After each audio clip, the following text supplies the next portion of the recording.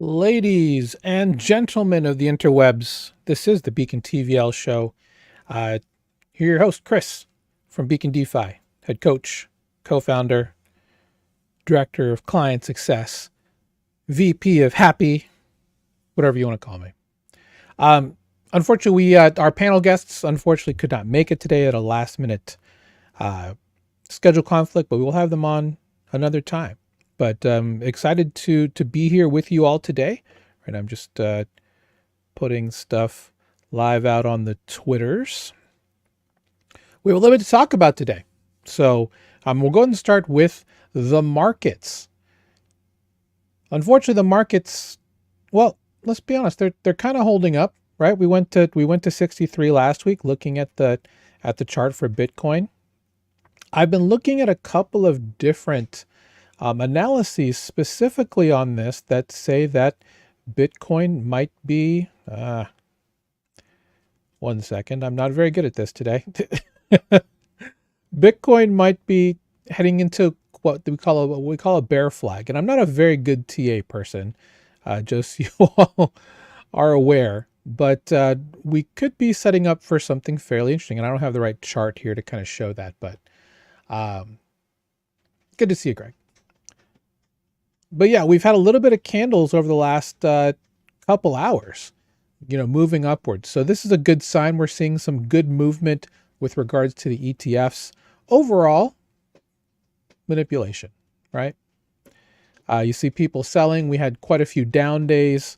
Looking at crypto bubbles, as you can see here, we've had quite a few, actually just over the last week, a lot of red.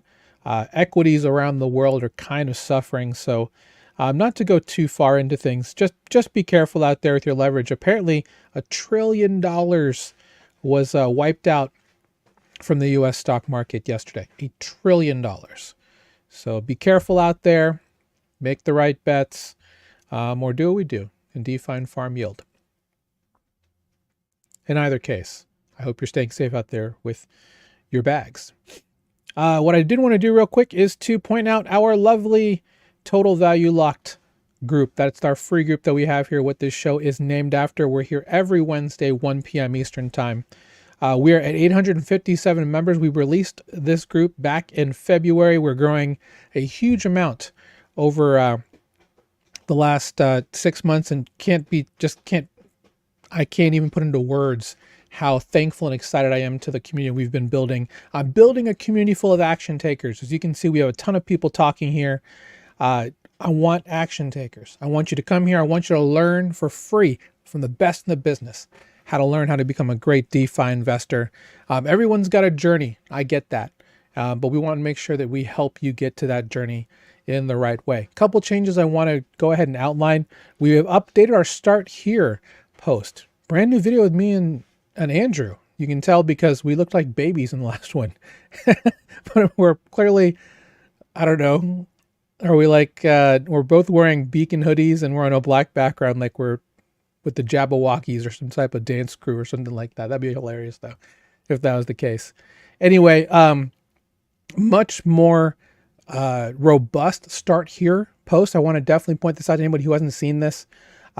Gives you some ideas on how to get started if you're brand new to DeFi, intermediate, or you're a high net worth investor or experienced pro.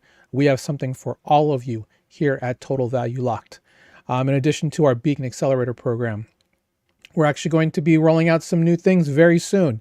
The other thing I wanted to point out was if you are also coming to our classroom section, come down an introduction to DeFi. This is now moved with some more information specifically here on the starting on the knowledge path, specific trainings from our Beat the Banks recordings that you can come through, and some other things to really get ingrained. So if you're looking to get started here in DeFi through our group, please follow in our footsteps, see the things that help make us successful, and you can do so absolutely free. Join us at school.com/beacon. Again, let me put this here across the ticker along the bottom, school.com/beacon. Absolutely free. Join the hundreds of others. We're on our way to 1,000 members. I'm trying to figure out what's the best way to celebrate that 1,000. If you have any ideas, let me know.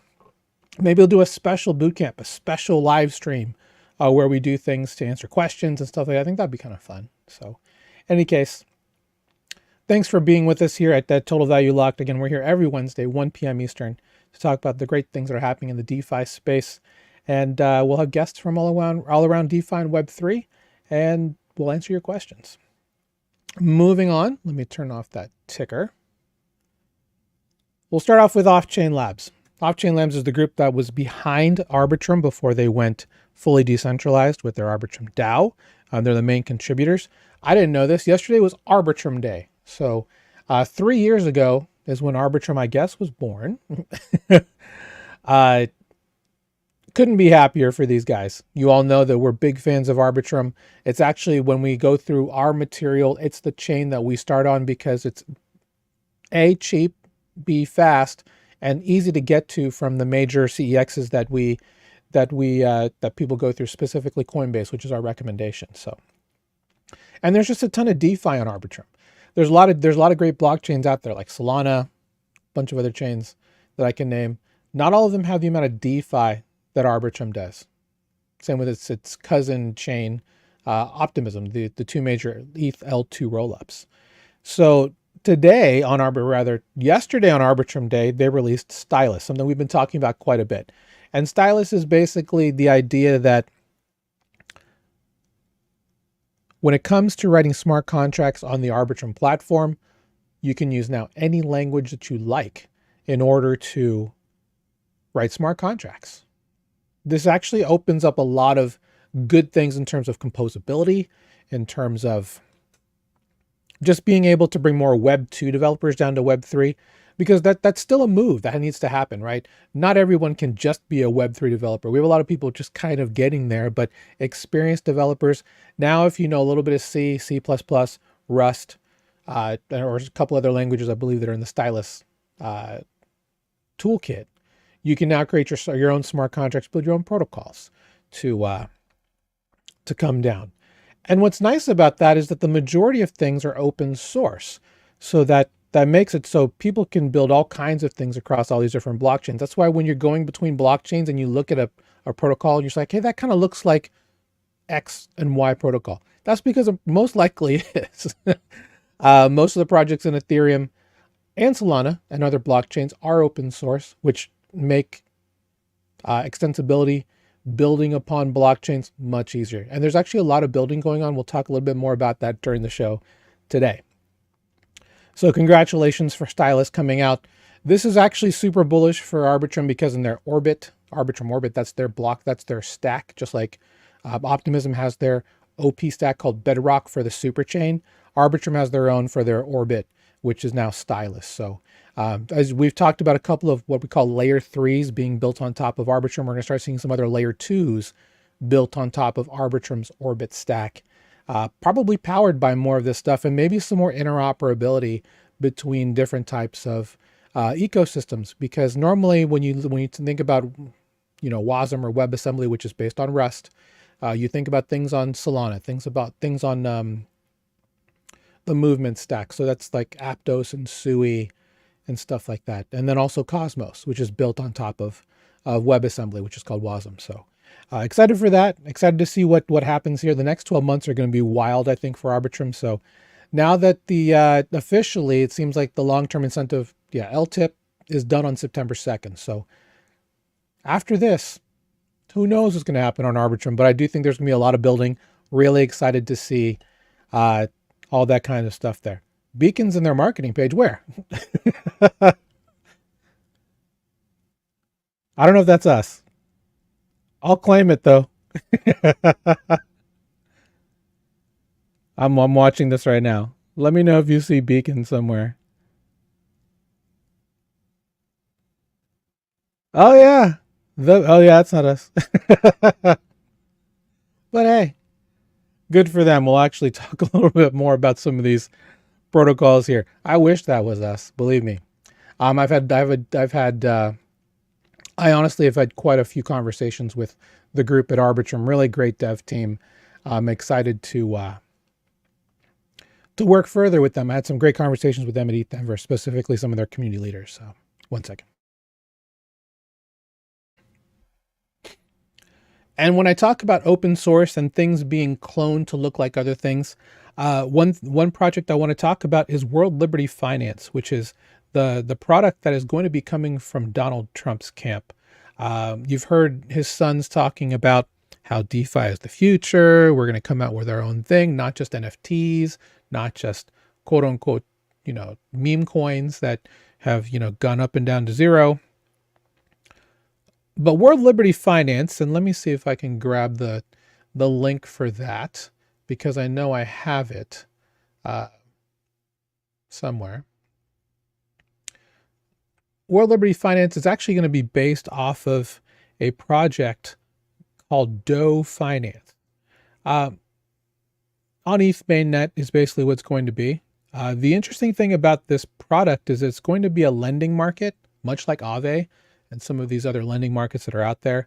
But apparently they are going to have a non-transferable governance token called WLFI.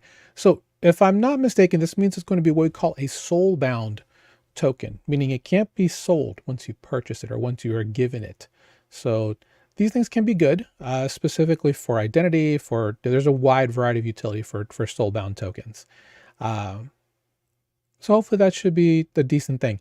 Now, I don't know anything about the project. I don't know anything about KYC. It's going to be on ETH mainnet. So with regards to if that's even going to be open to US residents, none of that we know, honestly. So we should hopefully find out more about this in the coming weeks. As we do, we'll let you know.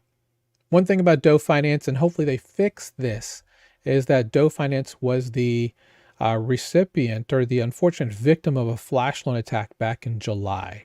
And DOE Finance is defunct, if I'm not mistaken. I don't know if they're even around anymore, but hopefully they can fix that. That because of everything that's going on with the image of Donald Trump, this is going to be a very publicly watched project. So I would say, wait and see.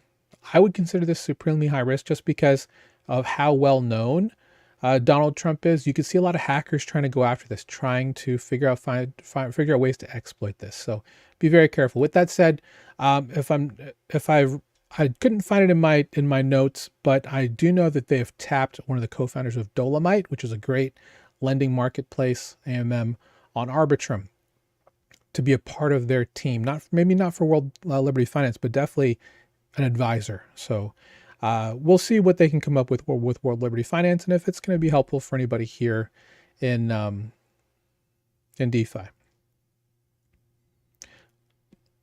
There's a lot of projects, Susan, that are American based that don't even come close to letting US users use it.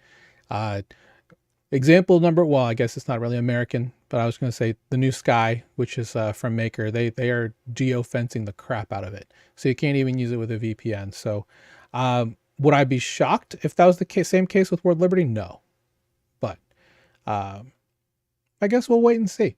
We'll learn more. But if you're curious about World Liberty Finance, let me see if I can find the link for it here. And if I can, I will pull it up so we can check a little bit more about it. Bear with me for 1 second, guys, because now I'm very curious, because we did report about it in our Beacon Weekly Digest to our mastermind members. Oh, okay. So it's just for a Twitter for them. So if I go to World Liberty Fi, yeah, there's a Telegram. I would say if you're going to go in there in the Telegram, turn off your DMs. Don't accept any DMs. Like I said, huge target on the back of this one. So be very careful out there. That's like the only really bad thing about projects that are backed by famous celebrities. Name me one that's done really well. Just be careful. There's going to be a lot of people coming after this, but yeah, we'll see what happens.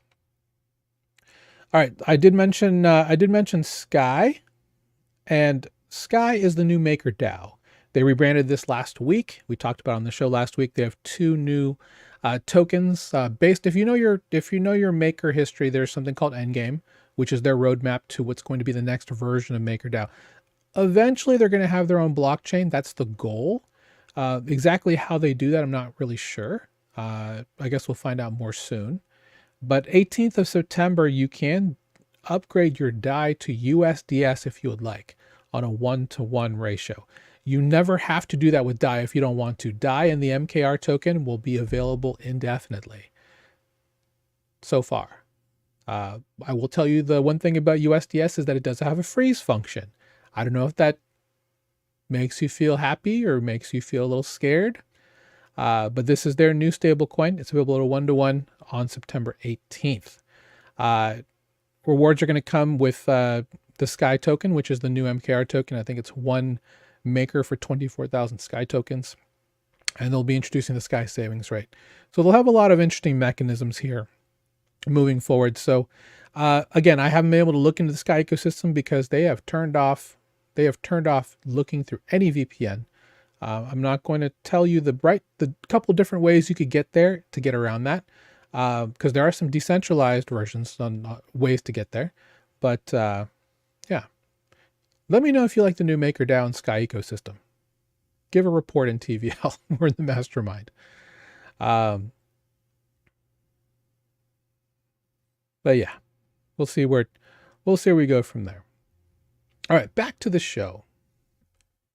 Get back to this. So, OpenSea got a Wells notice from the SEC.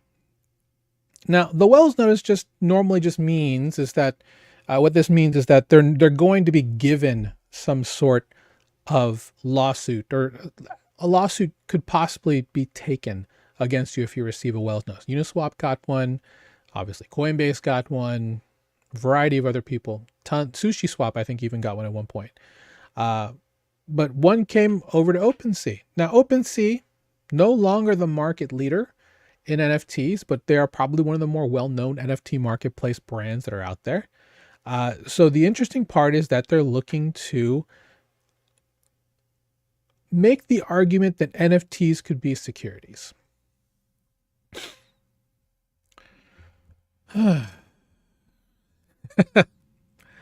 I don't love this. This is, in my opinion, the SEC just wanting to piss in everybody's Wheaties. I get that the monkey pictures, that NFTs have a bad rap. They have an image problem.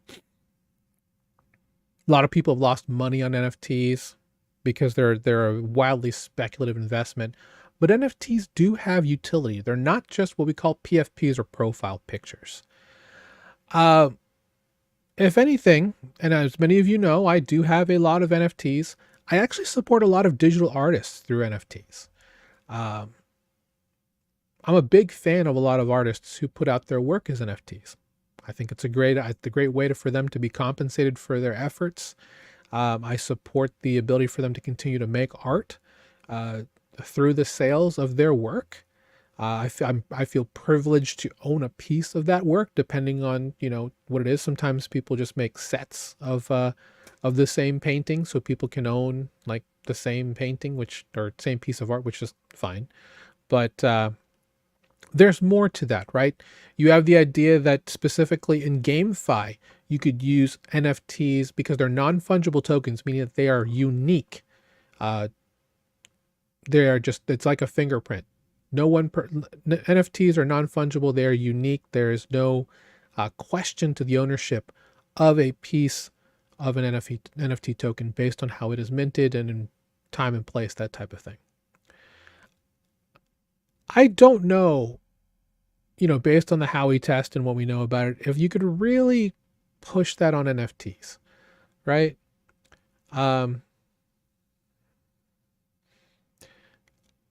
There's a lot to say about this, and I don't want to take up too much time talking about this, but we'll see how this plays out.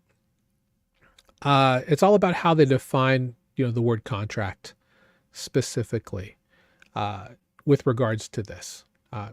Frankly, anyone can sell an NFT as long as you have someone who's willing to buy it, right? It's a liquid investment. But there, like I said, there's other uses of the NFT. One particular one that's going to be used in the future is with private blockchains. It'll be used for identity. We'll be using it like if, so we're going to have a talk with Oasis soon, the private blockchain, in the event that, you have the ability to have your details ingrained in an NFT token or some type of token that is yours. Like you can now, push this around that these are my insurance details. This is my, some people are looking to bring on NFTs in title, like land title, mortgages, loans. The state of California is putting their driver's licenses as NFTs on the Tezos blockchain. That started last year. They're looking to bring more information online by 2025. That'll be interesting with, everything they're doing to try and kill the the industry by offering a bit license type of thing in July of 2025. By the way, that's a big thing for next year. But I don't know. Do you guys think that NFTs are possibly securities? Now, there've been some warping. There's been some distortion. Let's use the word distortion of NFTs in a way, because we have things like fractional ownership now. Through things like there's something on Blast that has partial ownership. I can't think of the name right now. Through watches, like luxury watches and stuff like that. I've seen this pitched as part of timeshares, like condos in new cities and stuff. You can have fractional ownership with an NFT, that type of thing. We talked about the tokenized church 2 weeks ago in Colorado. Are those securities? I don't know. Is my ticket to Gary V's conference, which is given, that admission is through an NFT, is that a security? I don't think so. Why would it be? Yeah, I mean, to quote Susan here, it's at best it's an asset, So yeah, I think it's a bit vague to go after them in this way. I really wish they would actually spend more time and money in the SEC on more important things that matter to the American people, not going after crypto and NFTs. But that's the hill they've decided to die on, thanks to lobbyists and other people on the Hill that believe that crypto is bad and DeFi is the worst thing for the world. So, of course, I completely disagree. But one thing I can agree on, little segue, Cardano. Well, I don't know what I can agree on here, but I'm kidding. I know many of you are ADA holders out there. ADA holders rejoice. What took you so long? So, Cardano had their Chang Hard Fork happen on Monday. Was that Monday? On Sunday. Sunday, September 1st was the day of the Chang Hard Fork. Congratulations to the team over at Cardano for finally, bringing this on board. Now they're on their way to finally having decentralized governance on chain. What that means for the Genesis keys of the entire blockchain ecosystem, I don't know. Maybe they'll do something cool with that. There's a link in this article you can check out on the show notes. Charles Hoskinson on his Twitter does have a broadcast where you can hear more about what's happening post Chang Hard Fork. What I will say is he stated that, where did he state it? Yes, the hard fork is one of the greatest technical achievements in human history. I mean, that's a really interesting shill. I'll give it to him though. Hey, ADA's around. ADA has, I'm not going to say that Cardano doesn't have utility, because they do. They'll have some DeFi services. Hopefully they start doing some really cool things. find a way to integrate themselves well into the EVM, into the Solana, into the Cosmos side, because frankly, all three of those are starting to blur together with all of these ag layers and interoperability things that Cardano is currently not a part of. Hopefully we get there. Hopefully decentralized governance will, find a way to pull the proverbial head out of the ass at Cardano and find out really how to bring Cardano to the mainstream, because I have many friends who are ADA holders. I'm not. But they deserve to have value in the ADA token, in my personal opinion. Yeah, I mean, they've found a way to stay alive, right? So it's not for lack of trying, but yeah. So this is phase one of like a phase 3 system, if I'm not mistaken. They're just putting in the pieces into it. So I don't have it here. I thought I had it here. They're putting together like a full 3-part state decentralized governance structure into the system. But I'll put the links in here. If you're an ADA holder and you're looking to get into the rest of the ecosystem, congrats. This is good news. Would love to see more DeFi with Cardano over the next 12 months. More than just staking it, at various validation services. I want to see full lending AMMs. I want to see a nice, healthy, market making environment that does not include pump.fund style tokens. Watch that happen, because we're just in the middle of this meme coin super cycle. But so yeah, starting off with Cardano. Congrats on getting the Chang Hard Fork up and running. Looks like everything is fine. The hard fork means is that once you do this hard fork, there's no rolling it back, because the code base is so different. The changes are so different. It fundamentally changes the state of the network. So good on them for rolling through. I know they've had multiple tests of this, and they're through. So that's good. Today, September 4th, is MATIC POL Day.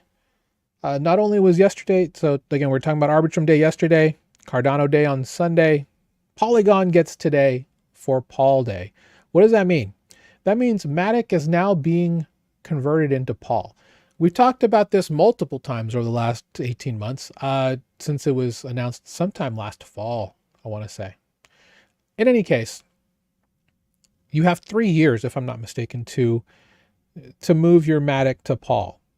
Couple of things, and again, I will actually share this live with you guys if you want to check out this Notion site. It's fantastic. And it is a Notion site. And basically it tells you everything you need to know if you happen to have MATIC in multiple places. For example, if you have MATIC on Polygon Proof of Stake, which is the layer 2 sidechain that's been around forever, you're actually just getting POL in your wallet on a 1-to-1 ratio.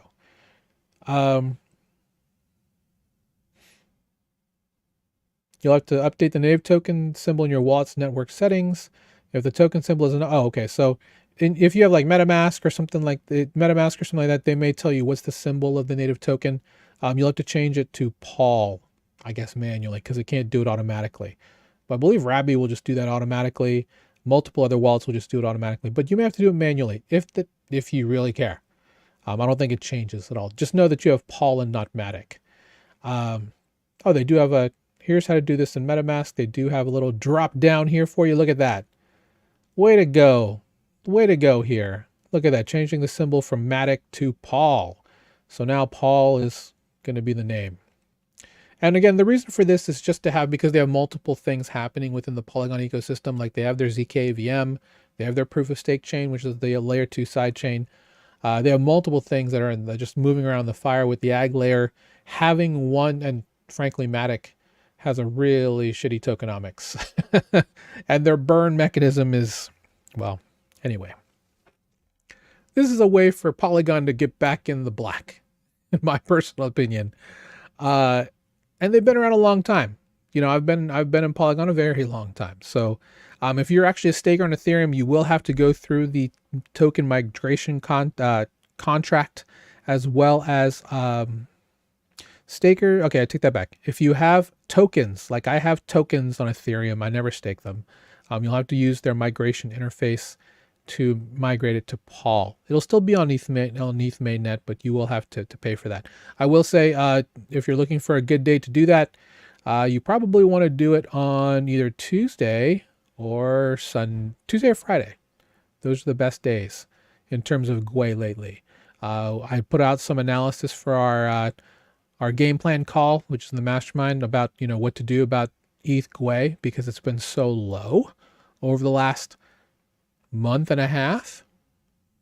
Should this be the time where you start spending more time on mainnet? Will there be a lot more interesting things showing up on mainnet now because gas is so much cheaper? I can tell you, at least from a meme coin standpoint, there's a ton of meme coins starting to be launched on ETH now. And before, it was a little bit of a high barrier to entry to really just play. So you really had to be a really good meme coin hunter to play in Ethereum. But now that GWEI has been so cheap, could be something interesting. Could be something interesting. So again, MATIC POL is the new token. Let's see. Yeah, so today's that day. You have 3 years, I believe, to do it for MATIC. You should be able to use both for a while. And using the Polygon portal, I guess, to bridge. I'm guessing all the third-party bridges should be fixed within the next couple of weeks. I would probably wait and see on that. Probably just convert your tokens to POL. Like, for example, if you're going from like Polygon POS to Polygon zkVM, that should be easy. But if you're going to other chains that support it, I guess we'll see. Like, wait and see what kind of vaults pop up for POL. But hopefully it should be good. So congrats to Polygon for making this step. Like I mentioned, POL is going to serve a crucial role in the ag layer, and there's a lot of different blockchains coming into the ag layer. One of them is going to be Sony. So Sonium. So we'll see exactly how that kind of shakes out. But again, this is a great website if you're looking to figure out, if you happen to have MATIC, what you can do specifically. If you have it like in centralized exchanges, you may have to update that because of this possibly a token address change. Well, it is a token address change. So keep that in mind. Check that out, and congrats to them. Another new blockchain that's come out is Kaia. Kaia is a mixture of two blockchains, Clayton and Finchia. Hopefully I pronounced that correctly.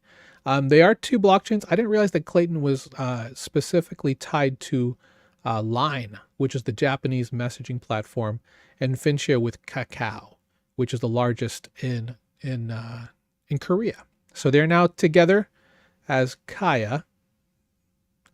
Don't know where the ampersand. Oh, I guess I see. That's cute. K and IA. Really? Okay, so K, is that K for Korea, ampersand, and then I. Well, the word for Japan in Hangul is Ibon with an I. So maybe that's what it is. And A for Asia, because it's meant to be totally Asia facing. If you happen to have one of those, that's great. Clayton is a layer 1 blockchain. It's already established a bit in DeFi. There are multiple bridges that go to Clayton, like Synapse for sure. Stargate does for sure. I actually was looking here. If you wanted to go from Arbitrum to Clayton, you can do so with ETH. I don't know if ETH is the gas token for Clayton though. To be honest, I've never really dove deep into that ecosystem. But the whole thing with Kaia, and they have everything here on their website at kaia.io, is that they're looking to really just go head to head with Telegram. That's the idea. They're going to try and create the largest Web3 ecosystem. Now, I guess Telegram has more than 900 million users, which I think is ridiculously huge. Had no idea it was that big. But we're looking to see a bunch of different games here. Like, for example, you just saw one for DeFi Kingdoms, one of the most interesting games with an interesting story in DeFi over the last 2 years. They actually moved off of Harmony to their own subnet on AVAX, and then they also moved things to Clayton. So I guess because a lot of their audience was out in Asia, so people are still playing the game. I haven't played it in a long time. It's a really fun role-playing game, an RPG. So all this is now Kaia. So if you're looking for a way to get in, and I don't know how to get in, honestly, other than just bridging to Clayton, because nothing is changing about Clayton other than the name. It's being called Kaia now, but the chain ID is not changing, so that should be fine. It'll still be referred to as Clayton for a little bit in a variety of different ecosystems. So if you're looking for a way to possibly find the next TON, or at least the next Telegram-like experience, at least on the Asia side, that's where Kaia could be interesting. One particular DEX that's already out is CapyBara, and I like capybaras. I think they're cute animals. If you're a mastermind member, you saw this in CJ's playbook. I'm actually in the Beacon Digest. I'm not in his playbook, but I think he might have talked about it in both places. But it's a DEX that's been on Clayton for a minute, but now it is now the first single-sided Kaia DEX that's out there. And you can get there. It's cute. Cute little graphics. You can bridge in. Wallet-wise, you can use MetaMask. You can use Kaia, which means you can also use Rabby because MetaMask is an option. And you can just bridge stuff over. I believe, and I'll have to figure out what's going on, but they will have a points farming system because everybody farms you for points these days, right? Starting live September 12th is where we're looking for both Kaia points and Cappy points, if you love yourself a good capybara, to start farming.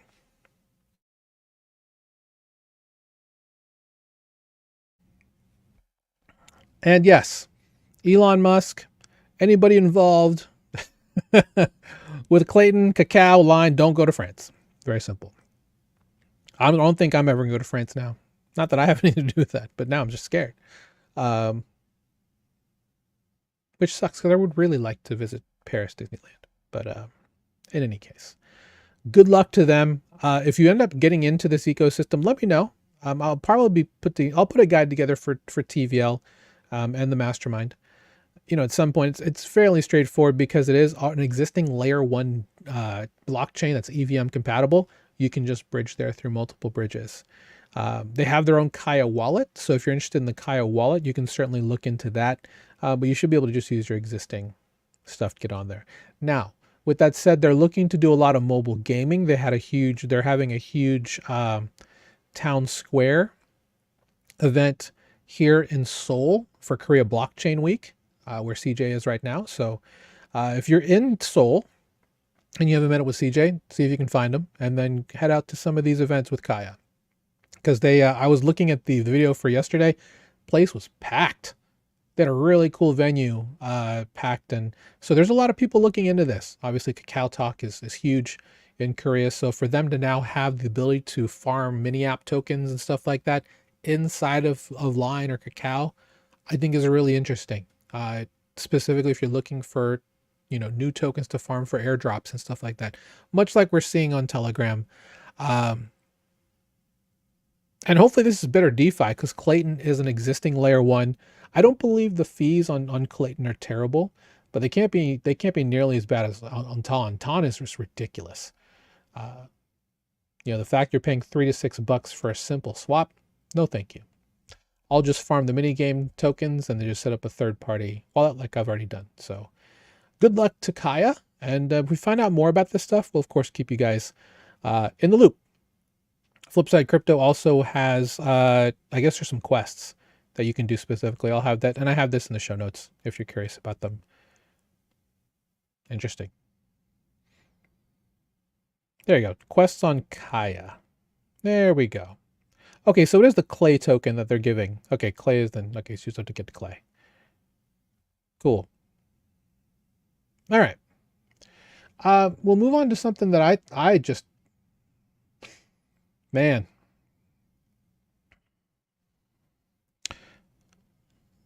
We're in a world where it's so easy to be tokenized. Am I right? Right now we're in this wave of things like decentralized, DePIN, right? Decentralized physical infrastructure networks. Things like Helium, Grass, Rivals. I'm just naming a couple because there's so many of them now. But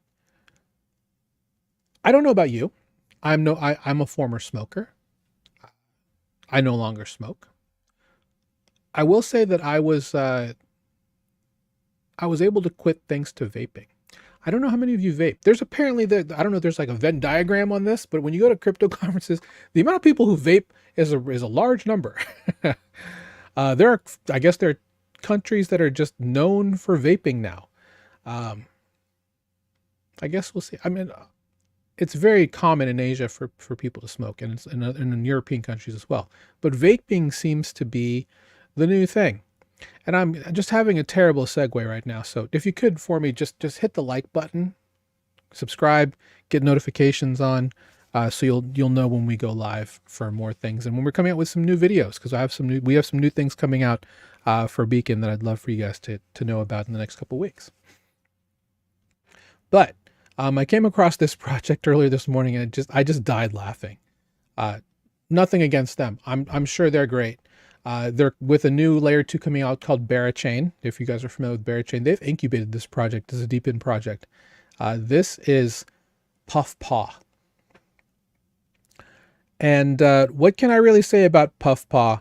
That it is a vape to earn ecosystem. Now, you have to buy the devices. These are fairly large vapes. Maybe they're not. I mean, when I was vaping, I was using box mods, like the real big ones, like, 3 buttons, and it looks like you're, speaking to a walkie-talkie and just, spitting clouds everywhere. That's not what this is. It looks like these are much smaller cartridges that you can buy, the geek boxes or whatever they're called. Interesting. In any case, this is what the device looks like. And it has NFC and RFID on it. So if you want to become part of a social network, apparently you can tap 2 vapes together that are Puffpaw, and they'll automatically connect you on the blockchain in the community. That's kind of interesting. The part that kind of made me curious about this is the idea that, and actually, let me tell you what made me laugh. What made me laugh was the idea that want to get a real vape to earn crypto on a fake chain. And that's just so meta. That's so on message for BaraChain if you've been following their testnet at all. That just made me laugh. Anyway, there is you'll see here in the, this is the, I guess how you monetize yourself in this ecosystem. What's up, Bear? So you have vape brands, they incubate the vapes, they accumulate health data. It's all just brought back to a network. The farm is, and I guess the data is sold, right? You're monetizing your data, whether I think you consent to this, you are incentivized to do so because you're monetizing your data. Here's the smoking ecosystem of life here. I don't even know how to just describe what this is to the layperson other than, I mean, it sounds like a load of bullshit to me. That's just me personally. But BaraChain has incubated this project. It's one thing to have a team come together and be on a project like this, but when a full blockchain ecosystem has incubated this, they are in it. So we're gonna see how this works out. I guess you have to register your vape, right? They have a tracking dashboard. I'm assuming they're getting the puffs. I want to know, like, what do the cartridges look like? What's the RMA process? So like if your vape breaks, people are very particular about, where they get their vapes from. Is this shipped to you? Is this like a subscribe and save type deal? I'm assuming they take crypto, hopefully not Bara as a token, but I mean, the vibes are fairly exquisite on this, right? So they have partnerships with Treats and Mad Lads, 2 very popular projects on Solana. And yeah, I mean, this is what I like about this, and this is probably the only thing I really like about this, is that you're finding blockchain ways to solve contrarian problems. So like I say, it's a non-contrarian problem. Well, maybe it is. Is this a problem that I didn't know I needed to solve? As someone who's a former smoker, maybe. But at the same time, does this incentivize people to vape more? Because let's be honest, not all vapes are made the same. For those of you who are not familiar with how how vapes technically work. It's basically a liquid that is water, propylene glycol, vegetable protein, and nicotine. That's the 4 things that should be in every vape. And you're just lighting that stuff on fire, taking the nicotine that comes in, and you blow it out. Is it safe? I'm not going to be the one to give you that answer. There's plenty of people out there that could give you the right answer. Do I do it anymore? No, because I just don't think it's for me. You know, I have a specific image when I smoke cigarettes, like, because I smoked menthols. You know, I was I wanted to hurt myself. Oh man. But you know, most of these vapes are like nice fruity flavors. It tastes like Coke or pineapple or, you know, whatever's out there. I'm spending way too much time on this, but and again, deep in, right?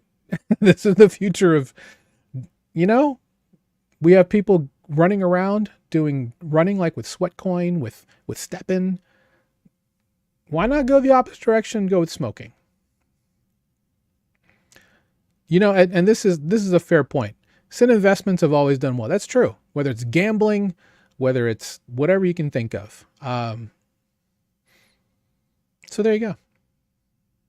Project, if you're interested, if you're a vapor, if this is something that might be interesting to you, we'll have links in the show notes for you if you want to check out this project. I can't imagine it's cheap. There's all kinds of projects like this out there. But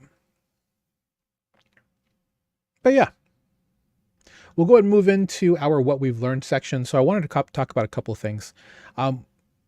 It's very easy to, let me go back to the map, right?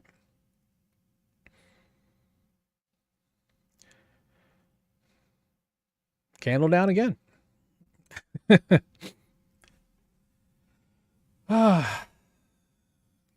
had a lot of people talk to me about the market. A lot of people talk to me about the market and how this is not a great market. How can you guys be in here? And I'm just like, not really sure what the data is that you're looking at. Obviously, this data is here. You know, I know 16K Bitcoin like it was yesterday. This is a marked improvement over that. But the interesting part about both times, whether Bitcoin was at 16K or now at 58K or 63K last week, the building hasn't stopped. I keep seeing more and more things being built over the last 6 months, even more than the 6 months before that. DeFi is changing rapidly as we speak. New players come into the game. Older protocols are, you know, Lindy protocols are finding ways to make themselves fresh again, right? We're all watching Aave's chart, wondering, it's been ranging for 2 years. Is that thing ever going to bust up and get back into the range it was back in the early 2020s? But there's a lot of building going on. And thankfully, Aave, amongst others, have still been building. I wanted to bring up this interesting thread from Andy. Andy is a co-founder of the Rollup. If you've ever checked out the rollup.co, fantastic site. Andy's a great threader, someone to talk through. The reason I'm bringing this up today and what we learned is these are things that happened this week. Look at all of the things that have happened in the last week. And there's nothing special about this week. The point about this is that there are people building quickly and iteratively week after week after week in DeFi. And you may look at this chart and think that crypto is dying. And I will every day point out stuff like this to tell you that you're wrong and we're still early. Crypto isn't for everybody. If it pains you to see the market where it's at, you need to shift your paradigm, shift your mindset, because all this stuff here is going to be the future. And I'm really bullish on this stuff. Super bullish. Arbitrum rolling out Stylus, huge, because we're going to get more people, more developers in the space building better things, iterating over what we have currently. The beautiful thing about DeFi, because in the world of DeFi, code is law, smart contracts help execute that law. you get hardened. So yes, I'm going to talk about PenPy in a second, but with exploits comes hardening. People learn lessons. We learn things to make things stronger. That's the beauty of this system. It's going to get better and better as we iterate week by week. And as you all know, a month in DeFi is like a year. Things just go that quickly in this space. So that's why it's so important to join a group like ours. Stay on top of things. Even just watching this show, hopefully you're learning things every week. That we've done this since December of 2021 in some form. Because that's always been my goal, is to just educate the group, educate the community on different topics that are coming out every week. Because yeah, there have been some slow news weeks. Normally September is slow for Bitcoin. This is not slow to me. There's a lot of stuff coming out in the next couple of months. AgLayer is coming out with this new integration called Dap Me Up. No idea what that is. But it's a consumer app for L2s and EVMs with a single, so it's a single interface, some type of roll-up interoperability app. Cool. Arbitrum Stylus launched today or yesterday. Really good stuff. Hyperlane, a great interoperability bridge, has sent more than 4 million cumulative transactions on mainnet. Is that from the last week? That might be from the last week. Okay. SpiceNet, never heard of you, but really cool. Okay, so SpiceNet is the hyper-performance Solana L2 with Celestia underneath. Okay, let's find out more about that for next week. It's like, there's a Solana L2? Wow, crazy. Frax has built their own ecosystem. We talked about this on the accelerator call for Mondays for our town hall. It's amazing how much Frax has built in the last couple of years, but I think they've had to do that because besides just being an algorithmic stablecoin, they just have to find more ways to continue to expand their ecosystem, and they have. It's pretty crazy. Eclipse, another L2 that's coming out. It's they're going to be the first layer 2 with the Solana virtual machine on Ethereum. That should be fun. They're using Celestia and Manta. What's the other part that really just kind of caught my eyes? Movement Labs. So Movement not only is a part of as an AVS for EigenLayer, but they're providing all kinds of stuff for new blockchains coming out. So again, really big stuff that's coming. Avail, that's the data availability layer that used to be from developers from Polygon. They're coming out with new things. They just launched their mainnet very, very recently. Plume Network is RWA chain for crypto natives. It's great. XAI. This is a layer 3 built on top of Arbitrum. If you've been to Camelot, that's really the only place you can kind of farm Xai. XAI, however you want to talk about it. It's a gaming L3. They have processed 100 plus TPS on their gaming L3 and Gravity Chain, which is from Galaxy, the big, it's a layer, I guess it's a layer 1 blockchain. Interesting. For like quests and stuff like that. That's what Galaxy is well known for. Yeah, getting really performant type of stuff. And Xai is going to need that because they have multiple games that are running that people are playing. There's a lot of gamers will talk about how there just isn't a large audience for blockchain based gaming, and they're probably right, at least in the AAA space. But there's a lot of games that are being played by now like hundreds of thousands, almost millions of people across multiple blockchains. It's good to see that we're moving towards this to where, and I'll tell you why. The ability to have a separate ecosystem for currency where not everything is reliant on fiat capital, I think is a good thing.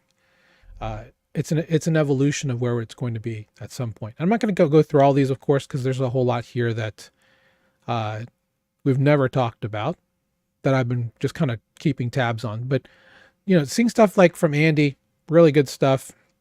Rivals, we've talked about this as a DePIN for training AI modules on Dimension.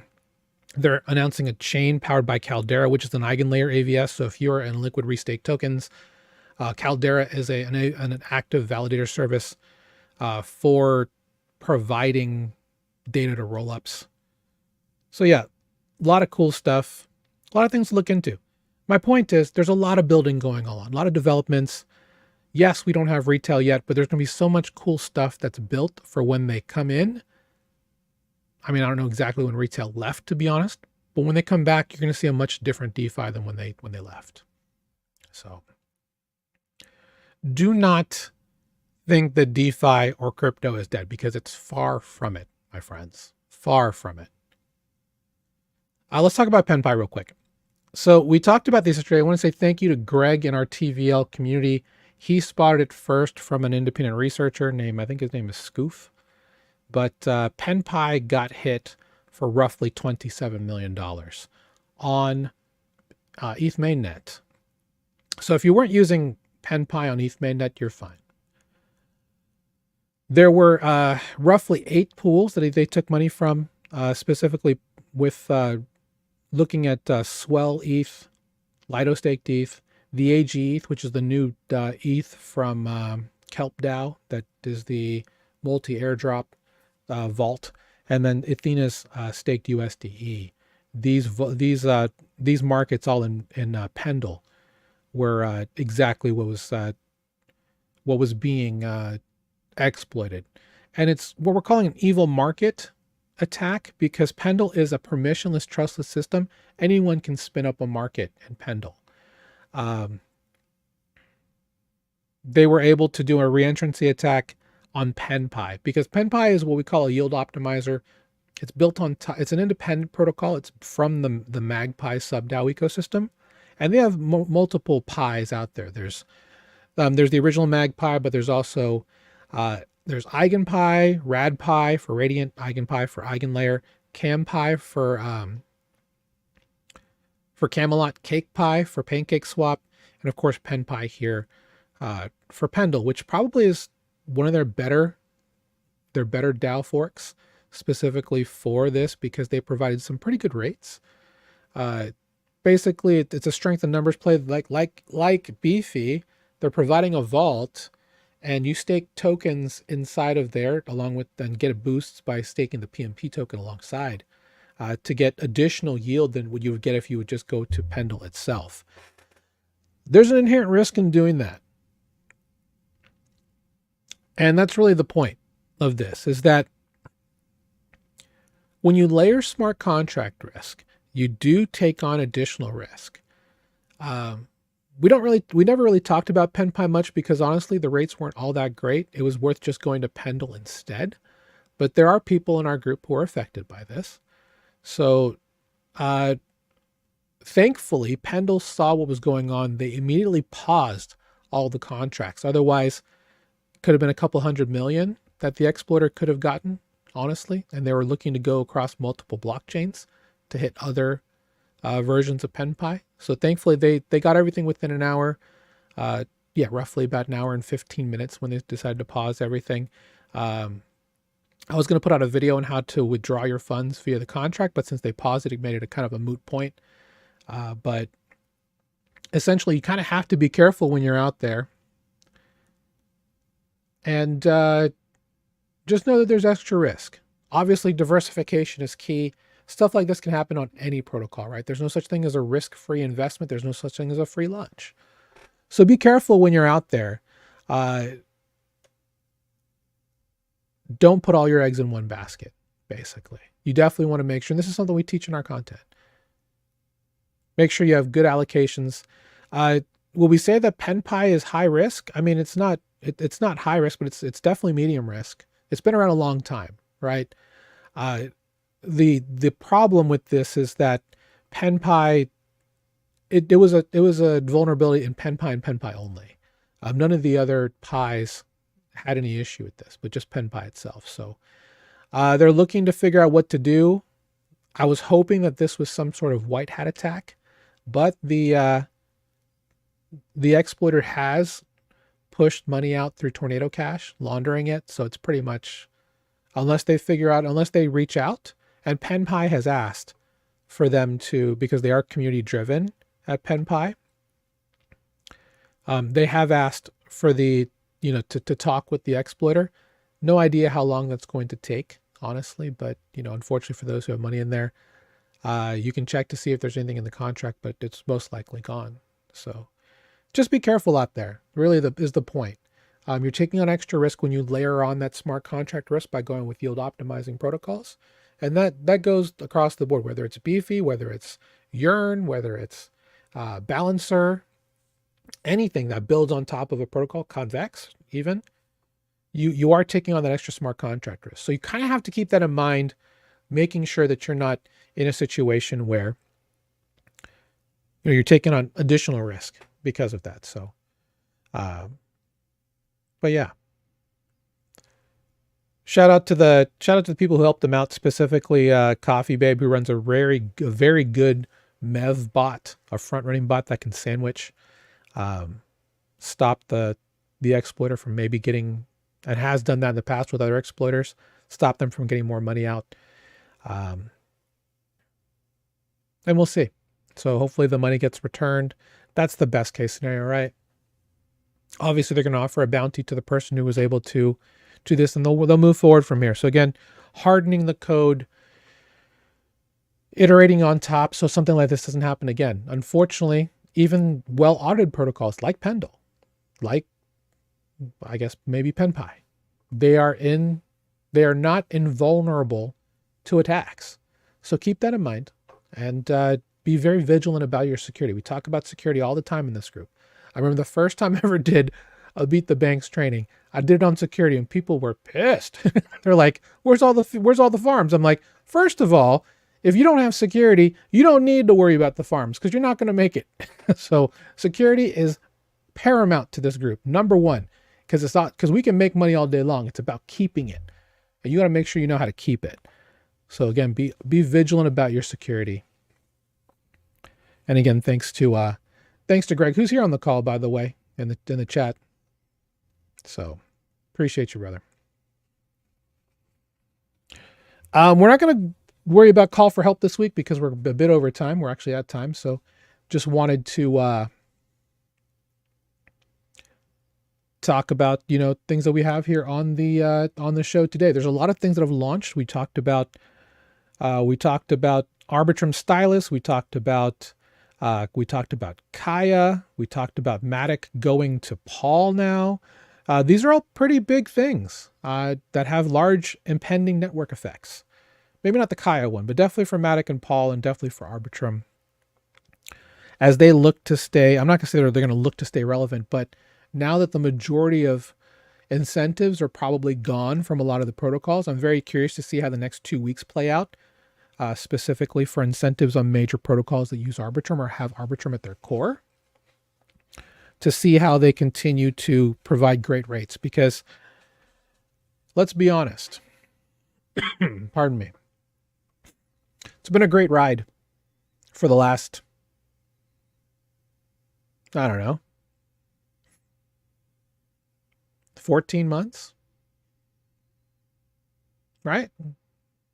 Because it was March of, I guess it was technically September 2023. Really? Has it only been that long? I feel like it's been longer. Maybe it hasn't been that long. It's been a great year.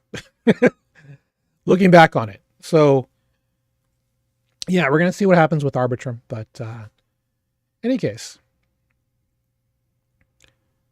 just again wanted to talk about Total Value Locked. Again, we are on our way to 1,000 people. Absolutely free to join us, by the way. Please. We love hearing from everybody. Have a lot of great engaged people here. Again, want to talk about the new things that are coming out. We have some new things coming out tomorrow as well, and next week, most likely. So the Start Here post has been updated. So if you're brand new to our group, really great post here. New video from myself and Andrew. You can tell because I have no hair and he has lots of hair on his beard. That's the main difference. And we have, some good, well-defined paths. If you're new to DeFi, intermediate DeFi, or a high net worth investor, experienced DeFi pro, we've got a little bit of something for everybody. Check that out. We've also expanded our classroom here for Introduction to DeFi. Check out that module if you haven't. We have the fundamentals of on-chain finance, as well as this new starting on the DeFi path, which really is just a various presentations, as well as things from our Beat the Banks trainings that are here, which you can also find in the classroom. Speaking of Beat the Banks trainings, it's our free trainings every Thursday, 4 p.m. Eastern. Feel free to join us on that call.